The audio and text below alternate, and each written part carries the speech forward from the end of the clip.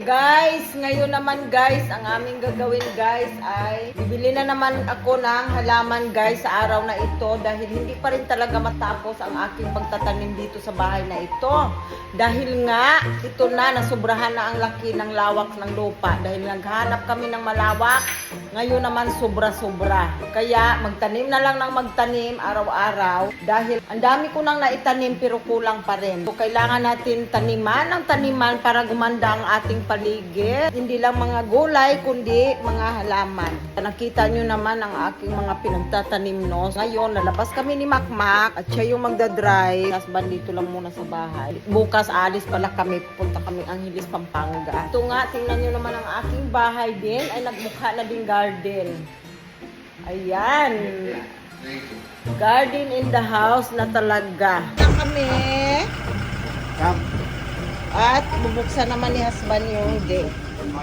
Piper, halika. Itong mga alaga namin, kita nyo naman, di ba? Ang dami pa talagang kulang sa garden ko. So, titingnan ko kung may mabili akong pangtanim ko dyan na bulaklakin. Kulang pa talaga.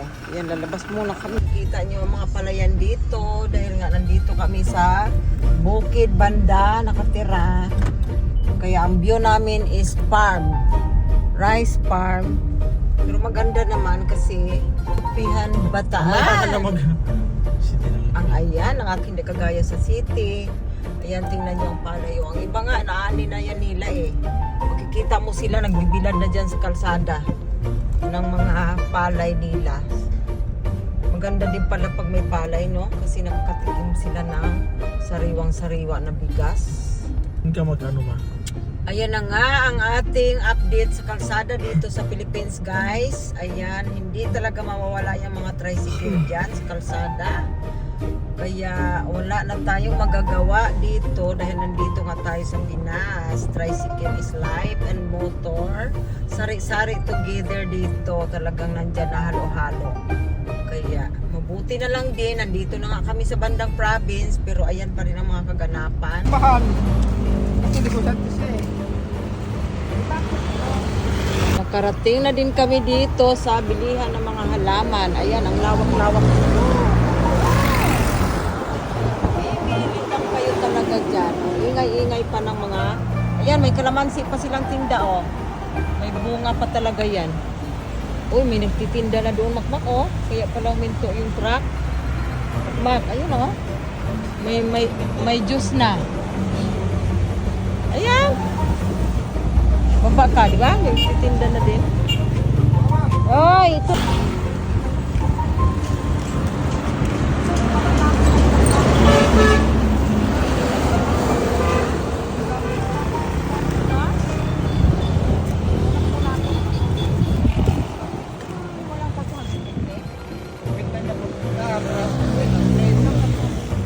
Hindi, maliit naman yun. Sabi mo, ang malaki yung 500.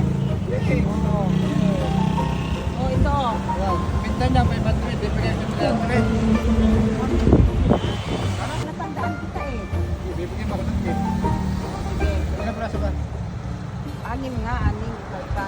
Iba-ibang kulay, siyempre. Iba-ibang ano ba yung kulay? Ang nabili lang namin, katiting, pero inabot ka ng 1 oras dyan dahil maklayakad pa nga ako dito sa hardware na ito. First time ko pumunta sa hardware na ito. Bili daw ng walis tambo. Titingnan nga natin to. Pinagmamalaki niya, sobrang laki daw ito eh. Mas maraki pa daw sa Wilcom. Babayad ka lang, kan uli. Ay, naku, ginoo ko. Ano na ba ito? Mga kaanuhan, kalukuhan dito sa Pinas. Daming mga signature ang aabutin bago ka makauwi. Bago mo madala yung shopping mo. Ay siya, pauwi na kami ni Dodong Patoy. Ayan o, tawa-tawa lang. Ayan ang aking mga halaman dahil ako ay magplantita na naman mamaya pagdating sa bahay. Ayan, nanigra na nga ako o. Tingnan nyo ang kulay ko. Hindi man importante. Tingnan.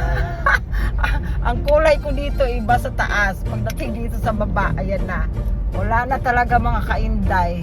Nigra na ang inyo, ang Inday Gris dito sa Pinas. Sige. Sige lang, basta happy naman ako sa aking ginagawa. Basta gumanda lang yung aking garden tapos ako pumangit. Charot. Okay, a surprise for you, my love. Surprise for my husband. Oi, get out! Oh, thank you very much.